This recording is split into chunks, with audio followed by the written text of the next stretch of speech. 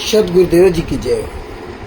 बंदी छोड़ पूर्ण पुरुष विशाल की जय। स्वामी रामदेवानंद जी महाराज जी दादा गुरु महाराज की जय। पंडित चिदानंद जी परदादा गुरु महाराज की जय। सर्व संतों की जय हो, सर्व भक्तों की जय, सभी धर्मी पुरुषों की जय हो। श्री काशी धाम की जय, श्री शिवानी धाम की जय, श्री करौथा धाम की जय हो, श्री बरवाला धाम की जय हो। जब तक परमात्मा की प्यारी आत्मा जुड़ती है तब तक मंगलाचरण कर लेते हैं। सत गुरुदेव की जय हो, बंदी छोड़ पुरुष विशाल की जय हो, बंदी छोड़ गरीबदास जी महाराज की जय हो, स्वामी रामदेवानंद जी दादा गुरु महाराज की जय हो, सर्व संतों की जय हो, सर्व भक्तों की जय हो, सभी धर्मी पुरुषों की जय हो, श्री काशी धाम की जय, श्री शिवानी धाम की जय, श्री करौथा धाम की जय, श्री बरवाला धाम की जय। सत गरीब नमो नमो, सत पुरुष को नमस्कार गुरु की नहीं, सुर नर मुनि जन साधवा संतों सर्वसदी नहीं, सतगुरु साहिब संत सबे दंडोतम प्रणाम, आगे पीछे मध्य तिनको जा कुर्बान, नराकार निर्विशनम काल जाल भय भंजनम, निर्लेपम निजनी अगणम अकल अनुबेशन दुनम, सोहम सुरति समापतम सकल समाना निरतिले, उज्जवल हिरंबर हरदम बेपरवाह था है, वार पार नहीं माध्यतम, गरीब जो स्मृत सिद्ध होई गणनायक गलताना, करो अनुग्रह सोई पारस पद परवाना, आदि गणेश मनाऊं गणनायक देवन देवा,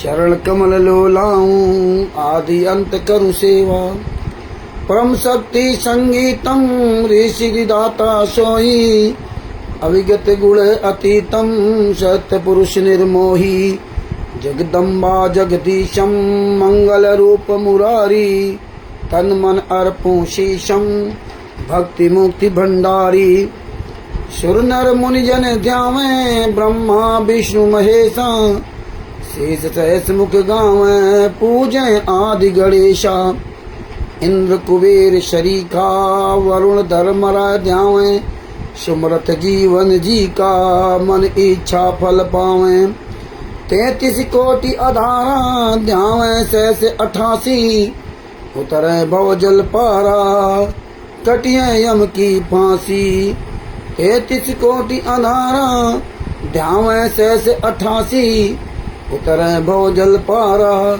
कटिए यम की फांसी। से सही बंदी छोड़ सदगुरु संत रामपाल जी महाराज की जय हो। परमात्मा सभी प्यारी आत्माओं को कानपुर से रामचंद्र यादव केव से सत साहिब जय हो। बंदी छोड़ की दास का मोबाइल नंबर है 9140 62 26 68। सत साहिब 1 मिनट थोड़ा लाइट गड़बड़ कर रही है, लाइट्स को ठीक कर दे।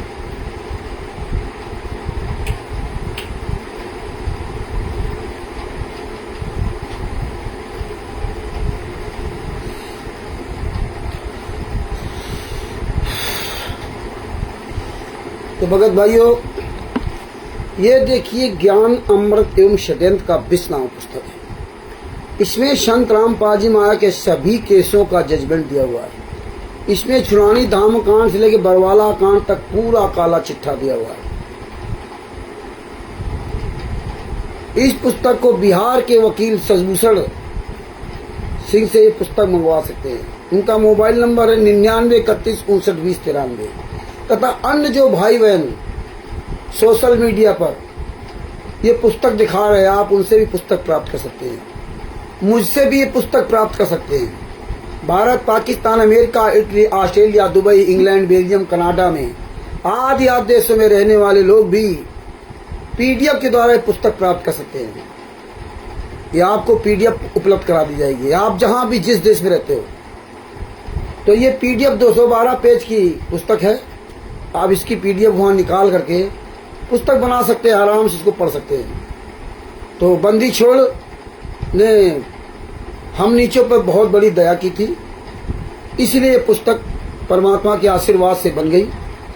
किसी के बाप की बपौती नहीं है। अगर कोई कहे, सजभूषण सिंह कहे कि मैं पुस्तक नहीं दूंगा, ये नहीं दूंगा, तो किसी की बाप की बपौती नहीं है। ये संत रामपाल जी महाराज के ने दया की तब पुस्तक लिखी है। ने उनकी औकात नहीं थी पुस्तक लिख सकते थे, क्योंकि जब दास ने उनसे कहा था पुस्तक लिखो तो उन्होंने मना कर दिया था कि मेरे पास टाइम नहीं है।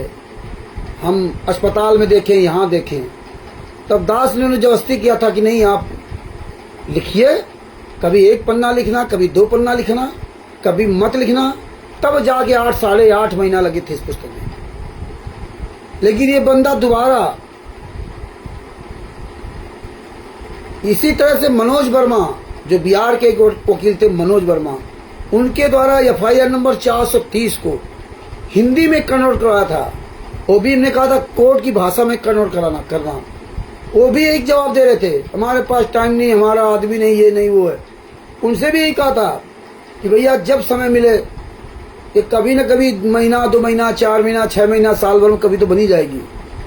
तब शायद 3 या 4 महीना लगे थे, तब FIR नंबर 430 की जजमेंट की फाइल हिंदी में कन्वर्ट होकर आपके सामने आई थी। तो ये कोई अगर शशिभूषण कहे या कोई कहे या उसके साथ जो अभी थोड़े दिन के लिए लगे जो टर कर रहे हैं, वो अपना बड़े आपको महान समझ रहे हो। नहीं, शशिभूषण जी ने बहुत पुस्तक लिखी, ये किया वो किया, तो वो भी कान खोल के सुन रहे हैं। हाँ, ये किसी के बाप की बपौती नहीं है, पुस्तक है। ये परमेश्वर ने दया की थी महाराष्ट्र के लड़के दिलीप दास पर, उसके द्वारा मुझे पुस्तक ये मिली फाइल है, और ये तब इनको दिया है। ये आज तक 430, 429 को हिंदी में नहीं कर पाए। बिहार के वकील शशिभूषण सिंह हिंदी में कन्वर्ट नहीं कर पाए। ये क्या करेंगे फाइल, या क्या करेंगे? 426 फाइल को हिंदी में कन्वर्ट नहीं कर पाए, तो 426 की जजमेंट की फाइल को हिंदी में कन्वर्ट कर देते, क्योंकि इनकी नेक नियत है ही नहीं काम करने की, और नेक नियत इनकी केवल पैसा कमाने की है। रात दिन मरे रहो कोर्ट में, रात दिन मरे रहो कोर्ट में, ये है इनका हालात, और इनको कोई लेना देना नहीं। तो भगत भाइयों, ये ज्ञान अमृत सदन का 20 नामक पुस्तक का खूब प्रचार करो, खूब प्रचार करो। राष्ट्रीय समाज सेवा समिति के गुंडों, शतलोक आश्रम संचालक गुंडों, मनिंदर धर्माश ट्रस्ट के गुंडों, ये मत समझ लेना कि ये कुछ गद्दारों ने फर्रुखाबाद में गद्दारी कर दी तो ये मिशन फेल हो गया। तुम गद्दारों ने गद्दारी की, मिशन चलता रहा। राष्ट्रीय समाज सेवा समिति गुंडों ने, तिमिर दूत पवन ठग ने गद्दारी की, मिशन नहीं रुका। मेरठ वालों ने गद्दारी की, मिशन नहीं रुका। लॉर्ड बुड्ढा फाउंडेशन वाले आए थे, वो कमीनापन खूब किया, गाली गलौज किया हमको, लेकिन मिशन नहीं रुका। ये सब फेल हो गए। एक करण ठग था वहाँ पंजाब का, वो भी बहुत बड़ा अपने आप को कलाकार बना था, वो भी चले गए, गायब हो गए। अरविंद जी, आपसे निवेदन है कि ये लिंक जो है ना ग्रुपों में भेज दो, सभी के पास भेज दो। ये ग्रुप जो ग्रुप है उसमें भेज दो लिंक। गोपाल दास जी, आप भी लिंक भेज दो ग्रुप में, अन्य लोगों के पास भेज दो। तो ये मिशन रुकने वाला नहीं है। कुछ मूर्ख लोग जो पवन ठग के साथ जब गए थे, ऐसे ही इस वकील की तरह उसने भी, शशिभूषण जी की तरह वो भी नाटक किया था, और उस नाटक में अच्छे अच्छे जो महान थे वो सब फेल हो गए थे, अच्छे अच्छे। और यही इसने नाटक फर्रुखाबाद में किया। तो ये जितने 8-8, 9-9 साल से जुड़े थे, हरीश जी जैसे लोग, सब किनारे हो गए, एक झटके में किनारे हो गए सब, ये समझ लीजिए। और कुछ दिन पहले से हम समझा रहे थे इन लोगों को, सबको, लेकिन इनकी समझ नहीं आया। बार बार मैं कह रहा था कि आप लोग अब जो है ना गहराई से सोचना विचार करो, ये सब छोड़ दो। अब हुआ भाई छोड़ दो, अनावश्यक बातें छोड़ दो, उस पर ध्यान ना दो। अब गहराई से विचार करो, अब लड़कपन मत करो। ये हम समझा रहे थे बार बार, लेकिन नहीं समझ में आया, एक झटके में सब चले गए। तो ऐसे पता नहीं कितने झटके लगे, कितने आए थे, कितने चले गए, लेकिन दास पे कोई फर्क नहीं पड़ा, और सेवा में कोई कमी नहीं रही। जूते चलते रहे। राष्ट्रीय समाज सेवा समिति गुंडों को औकात नहीं कि आज पूरे विश्व में कहीं मुंह दिखा जाएं, पीठ पीछे चाहे जहां चिल्लाते रहे।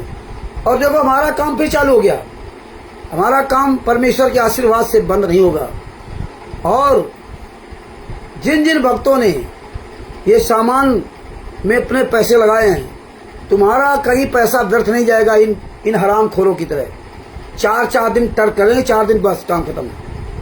तो ये पुस्तक का खूब प्रचार प्रसार करो। आज आपको पहले थोड़ा ये जो संत रामपाल जी महाराज के नाम से फर्जी पुस्तकें पूरे भारत में बेची जा रही हैं, और जहां जो पकड़ा जाता है वो सीधे उसके खिलाफ FIR होती है, वो सीधे जेल जाता है। उसकी जिंदगी बर्बाद होनी है, क्योंकि फर्जी पुस्तक है, कोई इसकी संस्था नहीं। कौन इसके लिखता है? संत रामपाल जी महाराज केवल तस्वीर लगा दी जाती है, और संत रामपाल जी महाराज के शिष्यों को इमोशनल ब्लैकमेल किया जाता है। संत रामपाल जी महाराज के शिष्य सोचते हैं कि हमारे कर्म बन रहे हैं, लेके पुस्तक गली गली में घूमते हैं, लेकिन ये नहीं सोचते कि हम कर क्या रहे हैं। हम कानून का उल्लंघन कर रहे हैं। हमारे पिताजी ने, हमारे गुरुजी ने, संत रामपाल जी महाराज ने कहा था कि कानून के साथ चल रहा, हम कानून का पालन करेंगे, कानून के विपरीत काम नहीं करेंगे। सजभूषण सिंह जी ने तो इतना भी नहीं किसी को सिखाया था, जो वकील हैं, कि भैया अगर पुलिस आपको फोन करे या आपके दरवाजे ऐसे ही आ जाए और कहे चलो थाने, तो ऐसे जाना नहीं जब तक आपको लिखित में कोई नोटिस ना दे।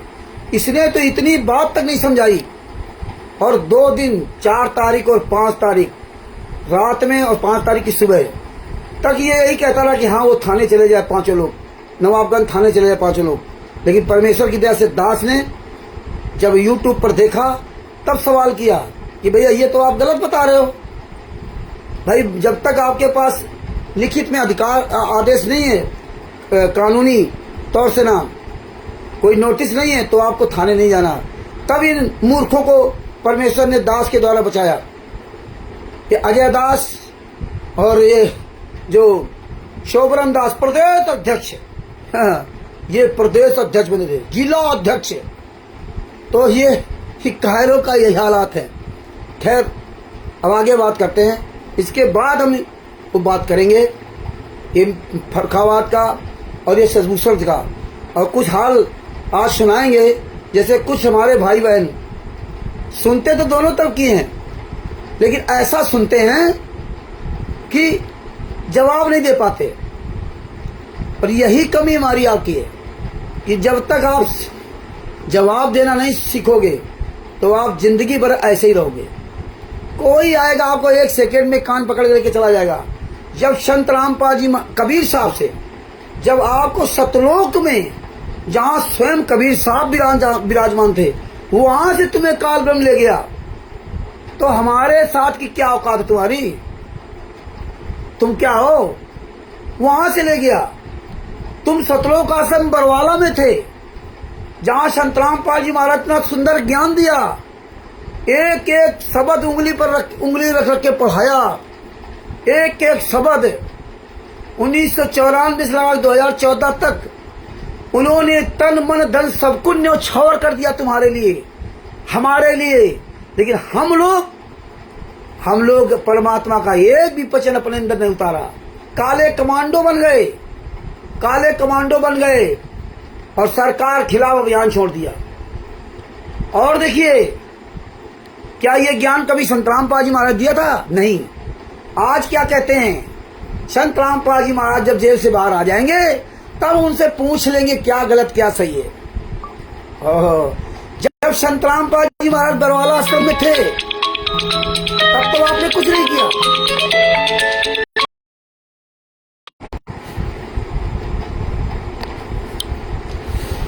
तो फोन आ रहा था तो डिस्टर्ब हो गया। अरविंद जी जरा अमित जी को फोन कर लो या उनके पास ये लिंक भेज दो, उनका फोन आ रहा। तो आप वहां नहीं, आप बरवाला आश्रम के अंदर कुछ नहीं कर पाए। अब कह रहे हैं संत रामपाल जी जेल से बाहर आएंगे तब पूछ लेंगे। अब अपनी मनमानी पूजा कर रहे हो, अपनी मनमानी बात कर रहे हो, करते रहो, अपने मनमुखी बातें बना लो। ऐसा कैसे होता है, वैसा कैसे होता है? काले कमांडो बन गए, ईंटे पत्थर सब कुछ कर दिया, अब आके मतलब सती बन गए। हाँ, लाखों चूहे खा के बिल्ली हज को चली, अब सती बन गई। हाँ, हम अनजान में थे। अरे ये कब ज्ञान दिया था? काले कमांडो बन जाना, पत्थर चला देना, ये नहीं ज्ञान दिया था ना। संत रामपाल जी महाराज ने जो वचन सुनाए वो नहीं। और आप लोगों के यही हाल रहेगा। और हम देख रहे हैं बरवाला कांड के बाद से संत रामपाल जी महाराज ने क्या कहा था, और सारे सबूत आज हैं। फिर भी लोग किस तरह से ना धारा प्रवाह राष्ट्रीय सभा सेवा समिति गुंडों के पास जा रहे हैं, पवन टक के पास जा रहे हैं, संजय के पास जा रहे हैं। सब कुछ जानने के बाद भी सब कुछ जानने के बाद भी देखिए ये गद्दार वकील शशभूषण जी के पीछे लग गए। कोई बात नहीं, आपकी सोच आपको मुबारक, और हमारा क्या उजागर करोगे। बड़े बड़े योद्धा आ गए, मुजफ्फरनगर के हरीश जी, रामचंद्र रावण है, हम ये उजागर करेंगे, हम वो उजागर करेंगे, वो वैक्सीन लगवा दिया था, वो फलाने लगवा लिया था, वो ढिमका लगवा लिया था, तमाम तरह के। हम तो कह रहे भैया उजागर करो। अरे हमने जितने नीच काम किए वो सब उजागर करो, जिसे पूरी दुनिया जान जाए कि रामचंद्र जैसा नीच कोई नहीं है। हम तो चाहते हैं कि जितना उजागर करो उतना ही अच्छा है। मेरा खुलासा करो जिससे अन्य भक्तों का कल्याण हो जाए, तुम महान बन जाओ, है ना। तो वही हालत है। तो भगत भाइयों आते हैं, पहले वो उसकी बात करता हूँ जो पुस्तकें बेची जा रही फर्जी, उनके लिए क्या क्या व्यवधान है, क्या क्या व्यवस्था होती है, क्या क्या नहीं, वो आपको मैं बताने जा रहा हूं। आप स्वयं गूगल पे आप सर्च कर सकते हैं, स्वयं गूगल पे आप सर्च कर सकते हैं आप। हाँ अमित जी कोई बात नहीं, वो शाम को हमने अरविंद जी से कहा था वो डाल दो स्टिकर, क्योंकि मेरा व्हाट्सएप बैन कर दिया, मेरा व्हाट्सएप बैन कर दिया। और फिर हमने अरविंद जी का दूसरा नंबर लेकर के, जो पुराना वाला मोबाइल है, इसमें हमने व्हाट्सएप चालू किया, लेकिन वो ग्रुप इसमें नहीं था, इसलिए मैं वो डाल नहीं सकता था। इसीलिए हमने आपके पास अरविंद जी से कहा डाल दो। तो भगत भाइयों आपको बता रहा हूं, जो भी ये पूरे भारत में फर्जी पुस्तकें संत रामपाल जी महाराज के नाम से बेची जा रही हैं, ज्ञान गंगा, जीने की राह, अंधश्रद्धा, भक्ति खटाए जान, कबीर का सागर का सल्लार्थ, तमाम प्रकार की हजारों प्रकार की पुस्तकें उतार दी। ज्ञान वही, नाम बदल बदल के हजारों पुस्तकें उतार दी। अब देखिए जो नया कानून बना है, जो जुलाई 2023 से लागू हुआ, BNS की धारा 299, BNS की धारा 299 यह है धार्मिक भावनाओं का ठेस पहुंचाना या भड़काना। इसमें लिखा, आजकल हम अक्सर समाचारों में धार्मिक भावनाओं को आहत करने वाले मामलों के बारे में सुनते हैं। ये मामले न सिर्फ समाज में तनाव पैदा करते बल्कि कानून की नजरों में भी एक गंभीर अपराध है। धार्मिक भावनाओं को भड़काना एक गंभीर अपराध है, ये समझ लीजिए। धार्मिक भावनाओं का अपमान करने वाले लोग समाज में अशांति फैलाते हैं। अब ये नहीं कि आपके जो शास्त्रों में लिखा है, शास्त्रों में तो लिखा है भैया, रामचरितमानस उत्तरकांड में लिखा है, ब्राह्मण वेद बेचने वाले और राजा प्रजा को खा डालने वाले होते हैं, भक्त से भक्त सब खा जाते हैं। तो क्या हम इसको चिल्लाते घूमे? रामचरितमानस लिखा है, कहीं रामचरितमानस की चर्चा हो रही किताब हो तो वहां बताओ। अब आप पूरे भारत में ब्राह्मणों को कहते घूमो, ब्राह्मण तो वेद बेचने वाले, राजा प्रजा खा डालने वाले होते, तो एक गलत बात है। हर आदमी जानता है बेटा और बेटे की शादी क्यों की जाती है, नहीं जानते क्या? लेकिन एक पर्दा होता है, एक मर्यादा होती है। लेकिन हम आप लोग ये मर्यादाएं, पर्दे ताक पे रख दिया, ताक पर। तो भोगोगे ही भोगोगे। आगे क्या लिखा है? धार्मिक भावनाओं का अपमान करने वाले लोग समाज में अशांति फैलाते हैं। ऐसे मामले न सिर्फ धार्मिक समुदायों के बीच बल्कि समाज के सभी वर्गों के बीच तनाव पैदा कर सकते हैं। इसीलिए इस मुद्दे के बारे में जागरूक होना बेहद जरूरी है। बेहद जरूरी है, हर चीज को जानकारी लो। नहीं तो इतना बुरा फंसोगे कि जिंदगी भर पछताओगे। जितने भी भाई बहन जुड़े हुए हैं सबको मुझ दास की तरफ से सत साहेब जय हो बंदी छोड़ की। और क्या लिखा है आज के इस लेख में हम भारत की संप्रभुता,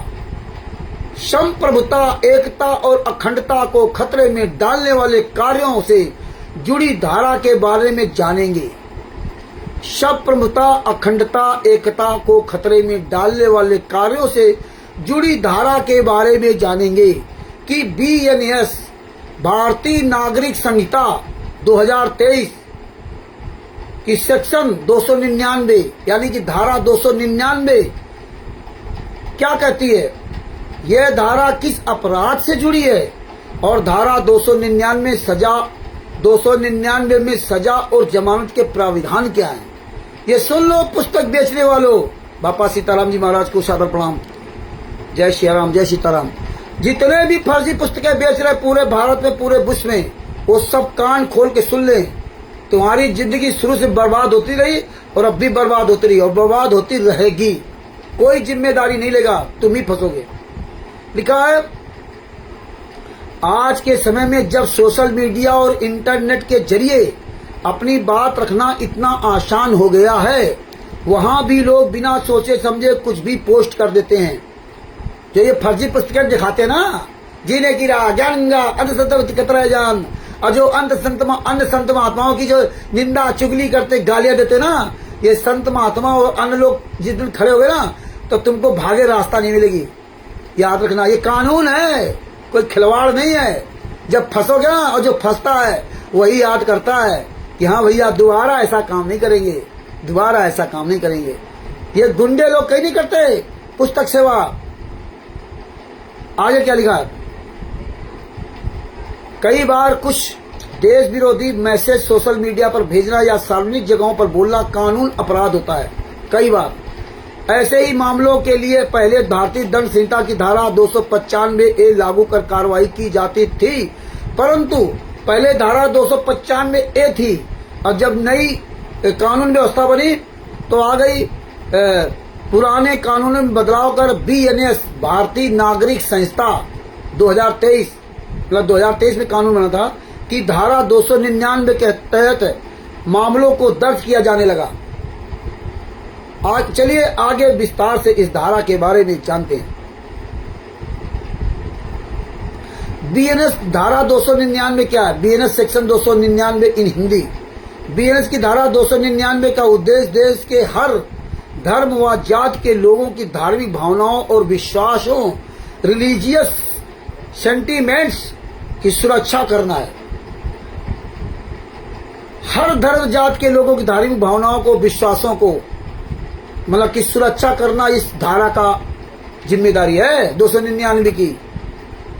हाँ, इस कानून के अनुसार अगर कोई व्यक्ति जानबूझकर किसी धर्म या धार्मिक मान्यताओं का अपमान करता है और उसका इरादा उस धर्म से जुड़े लोगों की भावनाओं को ठेस पहुंचाने का है तो ऐसा करना एक दंडनीय अपराध है। पनिशेबल ऑफेंस है, ये दंडनीय अपराध, पनिशेबल ऑफेंस है। पनिशेबल में दंडनीय, ऑफेंस में अपराध। सरल भाषा में जाने तो ये धारा तब लागू होती जब कोई व्यक्ति ऐसा काम करता जिससे किसी धर्म या उससे जुड़ी किसी भी चीज का अपमान या इंसल्ट हो। उदाहरण के लिए यदि कोई व्यक्ति किसी धार्मिक वस्तु का अपमान करने के लिए सार्वजनिक रूप से गलत बयान देता है या किसी धर्म को नीचा दिखाने की कोशिश करता है तो उस पर BNS यानी कि भारतीय नागरिक संहिता 2023 की धारा 299 लगाई जा सकती है। अब आगे देखिए, BNS यानी कि भारतीय नागरिक संहिता 299 के जुर्म को लागू करने वाले मुख्य तत्व क्या है, ये भी आप समझिए। पापा सीताराम जी महाराज को सत साहेब सादर प्रणाम। अपराधी का इरादा किसी धर्म व उसकी भावनाओं को जानबूझकर ठेस पहुंचाने और अपमानित करने का होना चाहिए। तो ये आज पूरी दुनिया में जानबूझ करके धार्मिक भावनाओं को ठेस पहुंचा रहे हैं, गालियां दे रहे हैं, फर्जी पुस्तकें बांट करके, फर्जी पता लिख करके।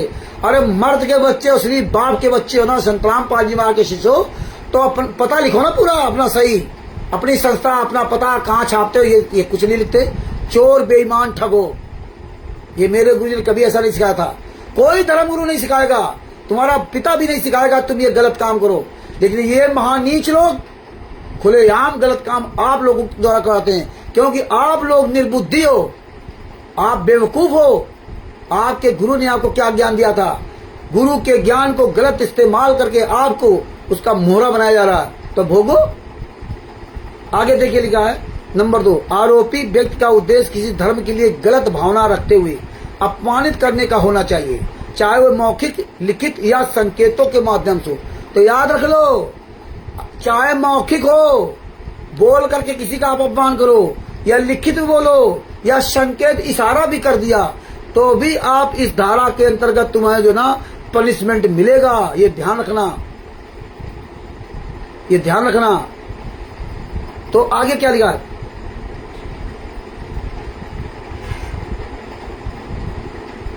आरोपी के कार्यों या शब्दों से ये साफ होना चाहिए कि उसने किसी धार्मिक समूह या उसके प्रतीकों, विश्वासों का अनादर करने का प्रयास किया है।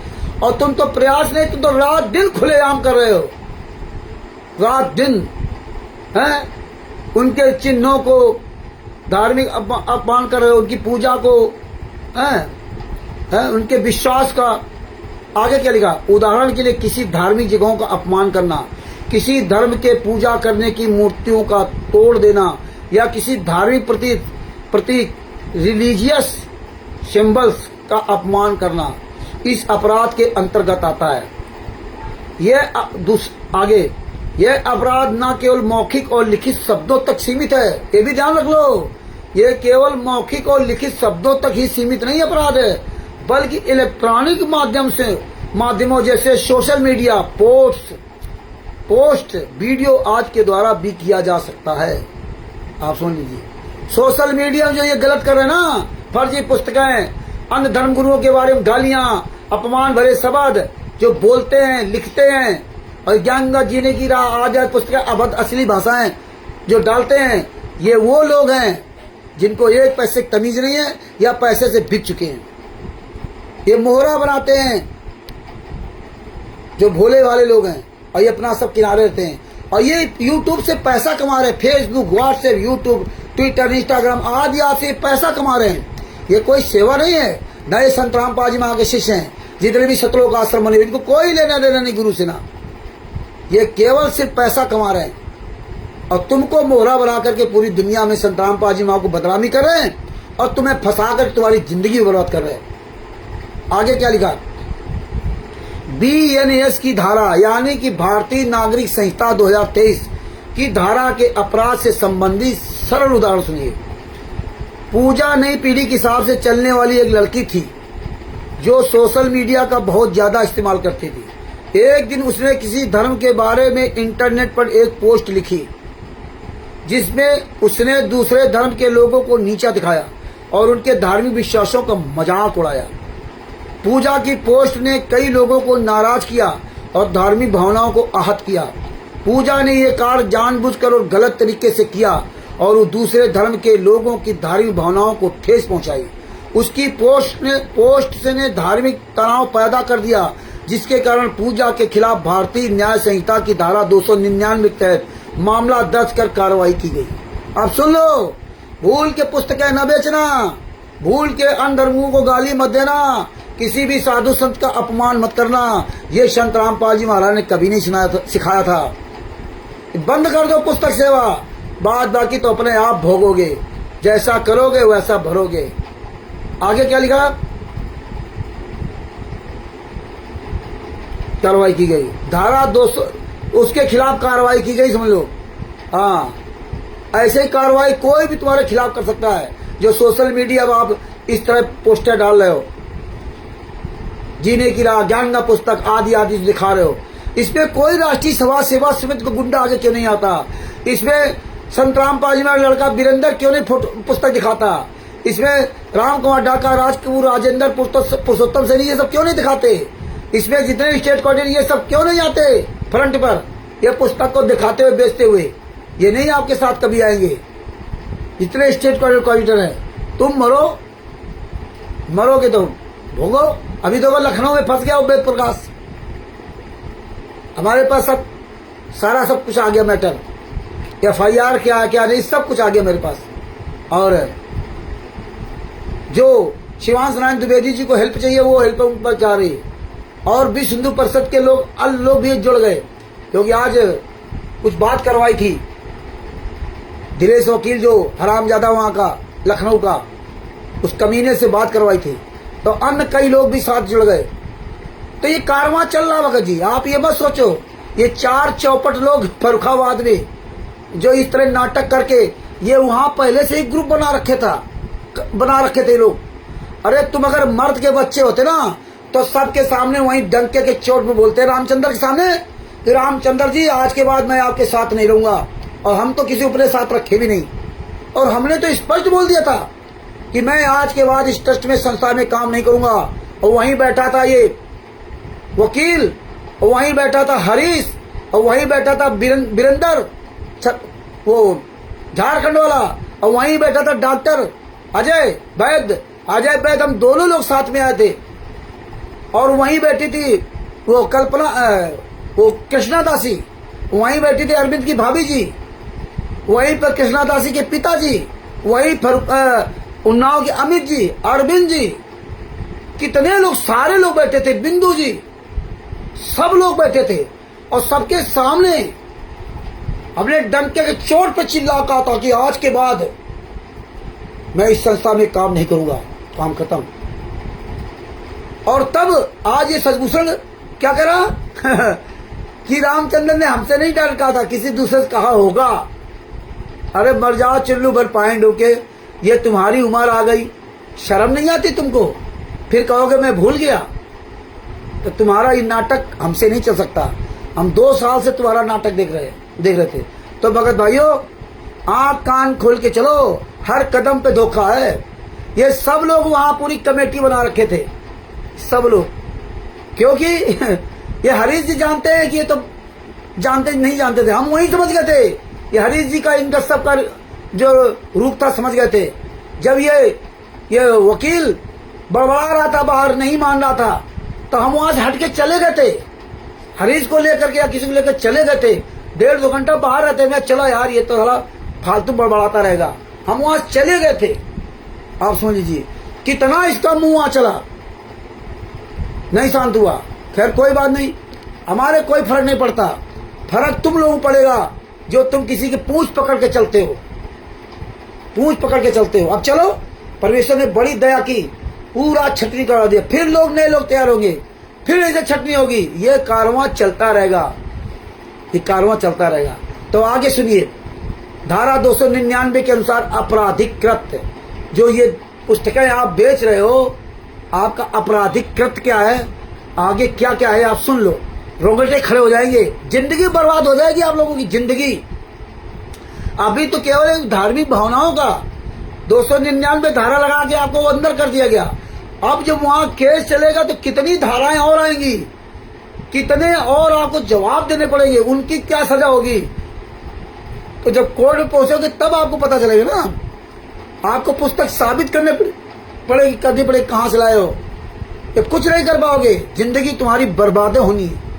आगे क्या लिखा, किसी दूसरे धर्म के रीत रिवाजों, देवी देवताओं या पवित्र ग्रंथों का मजाक उड़ाना या उनका अपमान करना, ये आपराधिक कृत्य है, नंबर 1। नंबर 2, ऐसे शब्दों या कार्यों का प्रयोग करना जो किसी धर्म के पालन करने वाले लोगों की धार्मिक भावनाओं को नुकसान पहुंचाना है, ये अपराध नंबर 2। नंबर 3, किसी धर्म के पवित्र प्रतीकों, मतलब उनके चिन्हों को, जैसे कि झंडे, ध्वज या मूर्ति का अपमान करना। नंबर 4, किसी धर्म के पवित्र ग्रंथों का अपमान करना या उनमें गलत बातें फैलाना, किसी धर्म के पवित्र ग्रंथों का अपमान करना या उनमें गलत बातें फैलाना। मंदिर, मस्जिद, गुरुद्वारा या चर्च जैसे धार्मिक स्थलों का अपमान करना। कान खोल सुन लो, कान खोल करके, मंदिर, मस्जिद, गुरुद्वारा या चर्च जैसे धार्मिक स्थलों का अपमान करना या नुकसान पहुंचाना। संत रामपाल जी महाराज के शिष्य इस बात से चूकते नहीं, खूब अपमान करते हैं, खूब वीडियो बना बना करके किसी संत रामपाल जी महाराज के वीडियो लगा कर धर्मों लगा करके खूब आग मूत रहे हैं, खूब। ये सब गलत है। नंबर आगे क्या है, किसी धार्मिक समुदाय के सदस्यों को उनके धर्म के आधार पर अपमानित करना या उनके साथ भेदभाव, डिस्क्रिमिनेशन करना। अंग्रेजी भी समझते जाओ, DISCRIMINATION, डिस्क्रिमिनेशन करना। धार्मिक समुदायों के बीच घृणा और दुश्मनी फैलाने वाले बयान, स्टेटमेंट देना, ये बहुत नीच काम है।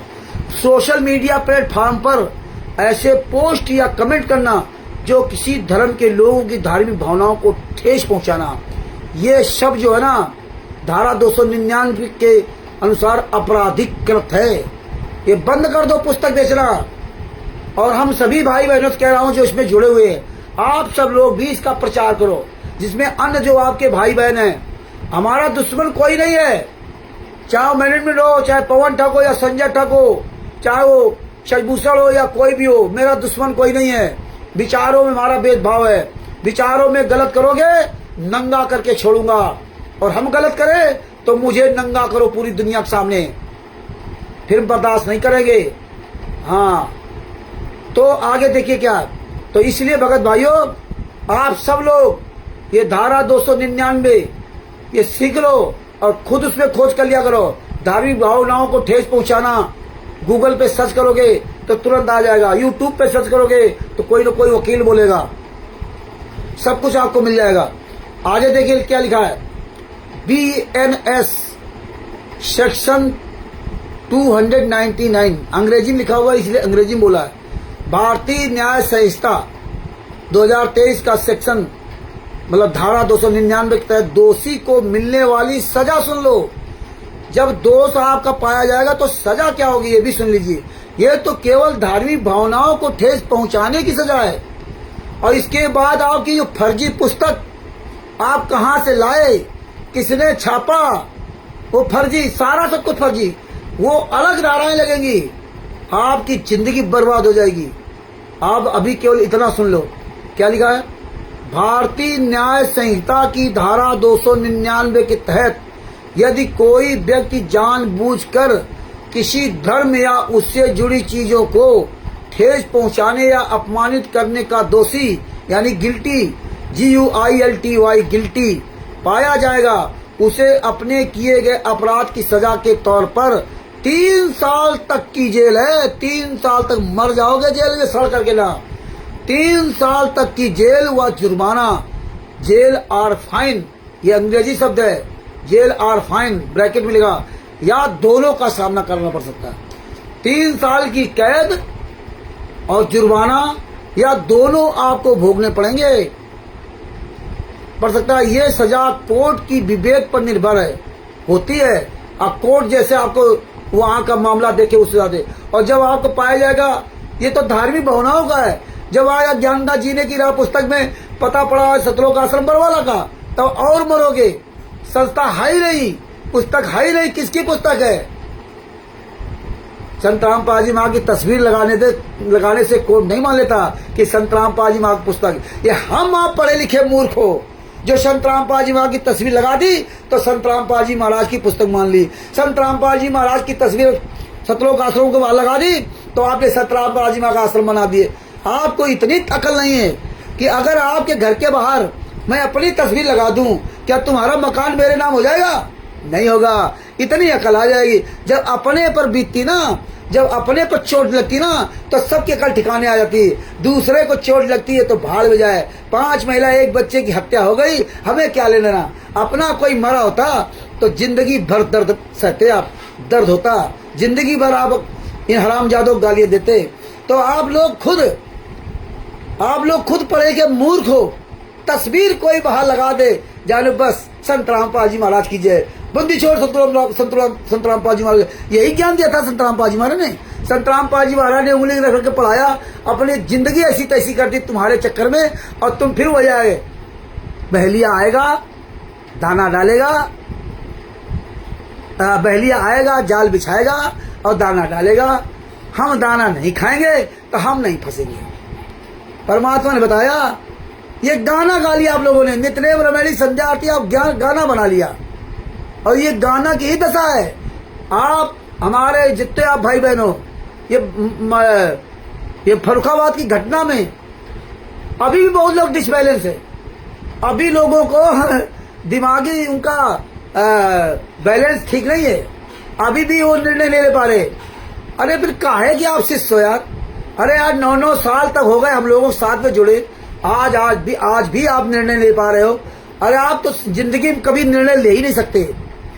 इसीलिए परमात्मा ने दिखाया कि सतलोक में हम फेल हुए, 600 साल पहले फेल हुए, और 2014 में फेल ही हैं हम, और अभी भी फेल हैं यार। 2016 से परमेश्वर की दया से, ये संत रामपाल जी माँ के आशीर्वाद से 2016 से रात दिन चिल्ला रहा था, और परमेश्वर ने पूरे वर्ल्ड में काम करवाया।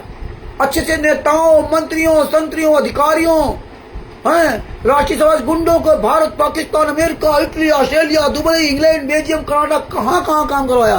पवन टक, संजय टक, आदि राष्ट्रीय समाज सेवा समिति गुंडे बाहर नहीं आ सकते। कहाँ मर गए जाकर, सब छुप गए चोरों की तरह। बुद्धा चोर फाउंडेशन और वो करण टक कहाँ मर गए। रणजीत दास बड़ा वकील बनता था, रणजीत नहीं रण सिंह दास हरियाणा का, कहाँ मर गए सब। मेरठ वाले कहाँ चले गए हैं।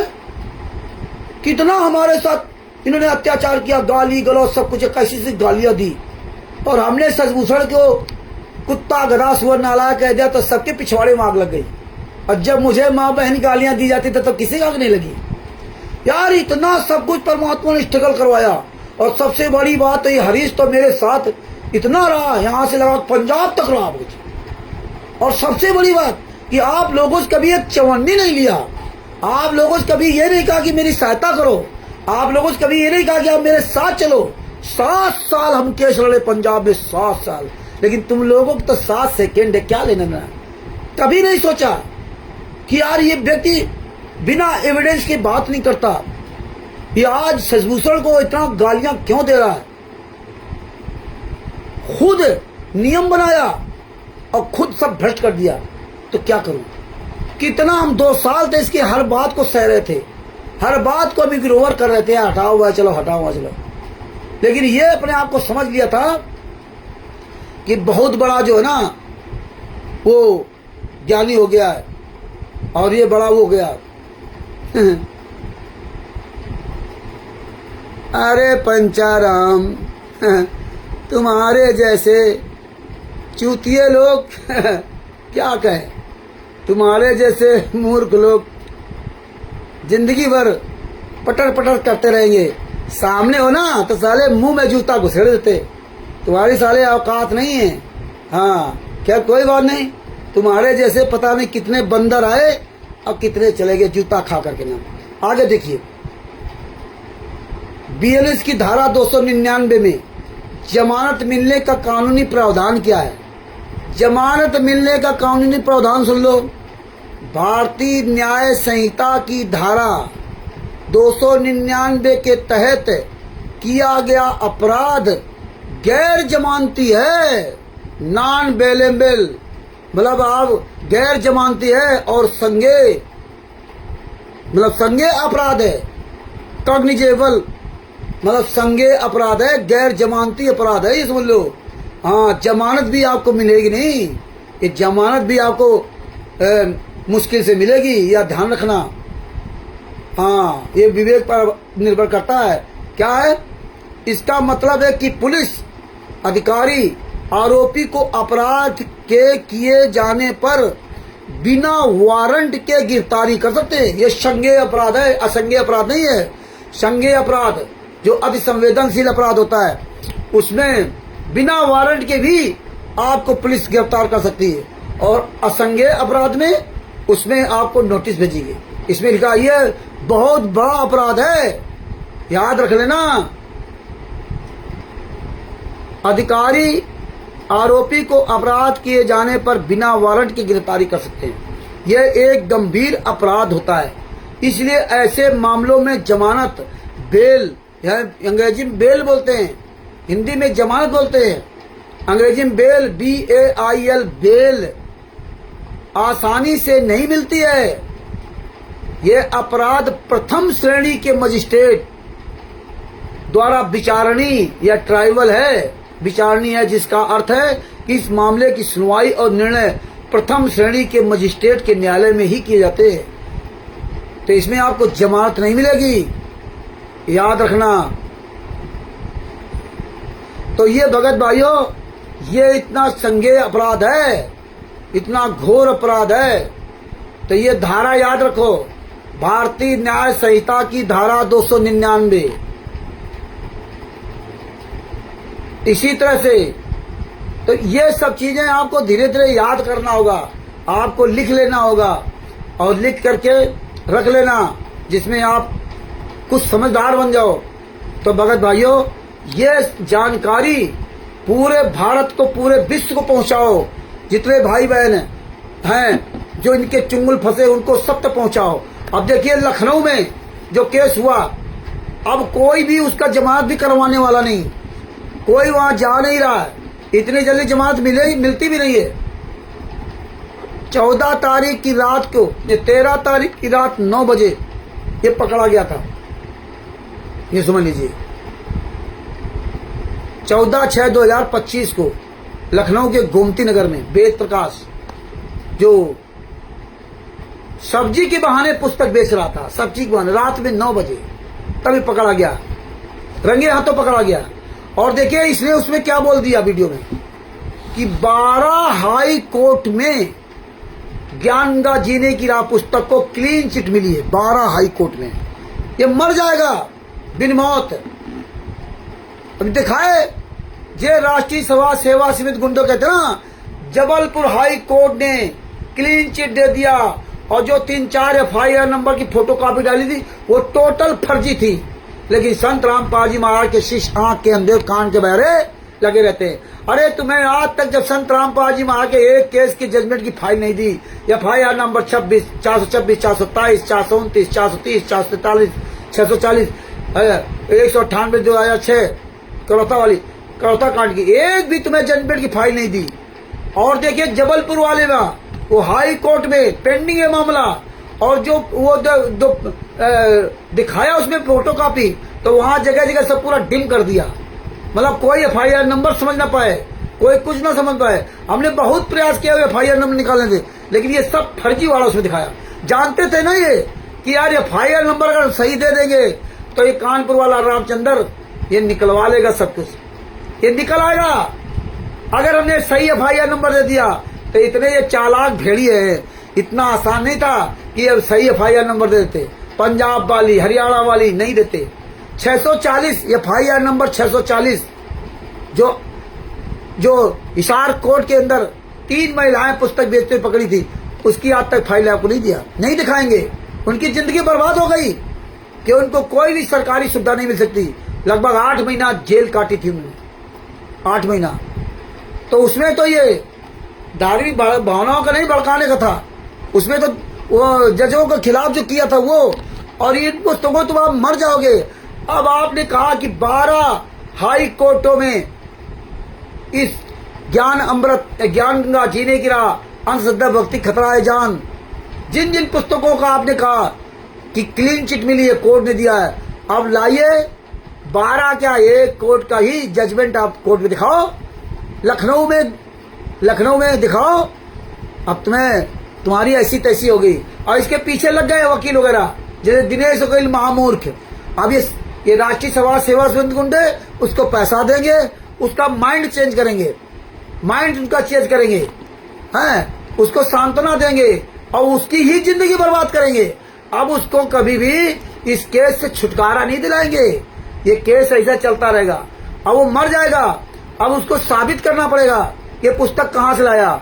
लखनऊ के नामदार संचालक, क्वार्टर स्टेट क्वार्टर सब मर गए, कोई नहीं सामने आ रहा कि ये भैया हमने इसको पुस्तक दिया है, कोई सामने नहीं आ रहा। इसके कुछ दिन पहले आपने सुना था कि शिवांश नारायण द्विवेदी जी ने लखनऊ महोत्सव में, जो बहुत बड़ा लखनऊ महोत्सव होता है, हाँ, उसमें इन्होंने छोटी सी जगह 20,000 रुपए का स्टॉल जगह ली थी जरा से, और वो शिवानंद द्विवेदी जी ने अपने साथियों के साथ आकर के वो सारी पुस्तकों को लखनऊ महोत्सव में जलवाई थी। पूरी दुनिया ने वीडियो देखा और एक भी राष्ट्रीय समाज सेवा समिति गुंडा, एक भी कोई वकील, एक भी कोई व्यक्ति, एक को भी कोऑर्डिनेटर स्टेट का कोई वहां नहीं गया।